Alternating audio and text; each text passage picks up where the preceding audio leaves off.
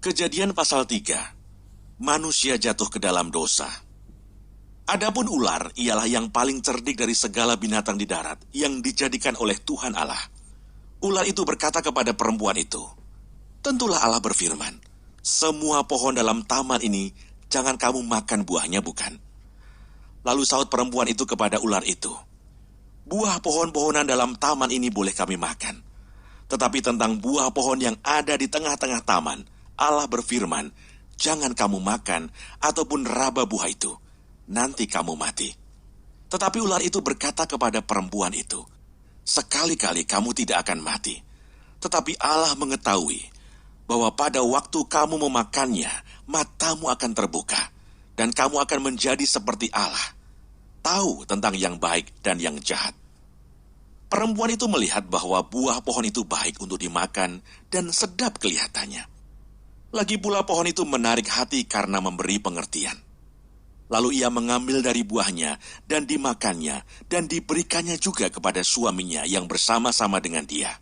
Dan suaminya pun memakannya. Maka terbukalah mata mereka berdua dan mereka tahu bahwa mereka telanjang. Lalu mereka menyemat daun pohon ara dan membuat cawat. Ketika mereka mendengar bunyi langkah Tuhan Allah yang berjalan-jalan dalam taman itu pada waktu hari sejuk, bersembunyilah manusia dan istrinya itu terhadap Tuhan Allah di antara pohon-pohonan dalam taman. Tetapi Tuhan Allah memanggil manusia itu dan berfirman kepadanya, "Di manakah engkau?" Ia menjawab, "Ketika aku mendengar bahwa engkau ada dalam taman ini, aku menjadi takut karena aku telanjang. Sebab itu aku bersembunyi." Firman-Nya, "Siapakah yang memberitahukan kepadamu bahwa engkau telanjang? Apakah engkau makan dari buah pohon yang kularang engkau makan itu?" Manusia itu menjawab, "Perempuan yang kau tempatkan di sisiku, dialah yang memberi dari buah pohon itu kepadaku, maka ku makan." Kemudian berfirmanlah Tuhan Allah kepada perempuan itu, "Apakah yang telah kau perbuat ini?"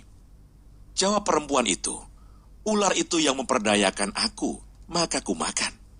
Lalu berfirmanlah Tuhan Allah kepada ular itu, "Karena engkau berbuat demikian, terkutuklah engkau di antara segala ternak dan di antara segala binatang hutan. Dengan perutmu lah engkau akan menjalar, dan debu tanahlah akan kau makan seumur hidupmu. Aku akan mengadakan permusuhan antara engkau dan perempuan ini, antara keturunanmu dan keturunannya. Keturunannya akan meremukkan kepalamu, dan engkau akan meremukkan tumitnya." Firman-Nya kepada perempuan itu, "Susah payahmu waktu mengandung akan kubuat sangat banyak. Dengan kesakitan engkau akan melahirkan anakmu. Namun engkau akan berahi kepada suamimu, dan ia akan berkuasa atasmu." Lalu firman-Nya kepada manusia itu, "Karena engkau mendengarkan perkataan istrimu, dan memakan dari buah pohon yang telah kuperintahkan kepadamu, jangan makan daripadanya. Maka terkutuklah tanah karena engkau. Dengan bersusah payah, engkau akan mencari rezekimu dari tanah seumur hidupmu. Semak duri dan rumput duri yang akan dihasilkannya bagimu, dan tumbuh-tumbuhan di padang akan menjadi makananmu. Dengan berpeluh engkau akan mencari makananmu, sampai engkau kembali lagi menjadi tanah. Karena dari situlah engkau diambil, sebab engkau debu, dan engkau akan kembali menjadi debu." Manusia itu memberi nama Hawa kepada istrinya, sebab dialah yang menjadi ibu semua yang hidup. Dan Tuhan Allah membuat pakaian dari kulit binatang untuk manusia dan untuk istrinya itu, lalu mengenakannya kepada mereka.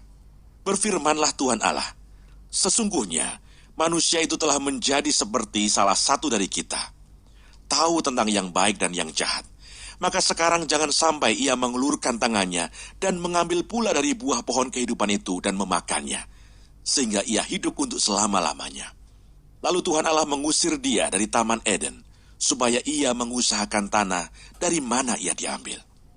Ia menghalau manusia itu, dan di sebelah timur Taman Eden ditempatkannya lah beberapa kerub dengan pedang yang bernyala-nyala dan menyambar-nyambar untuk menjaga jalan ke pohon kehidupan.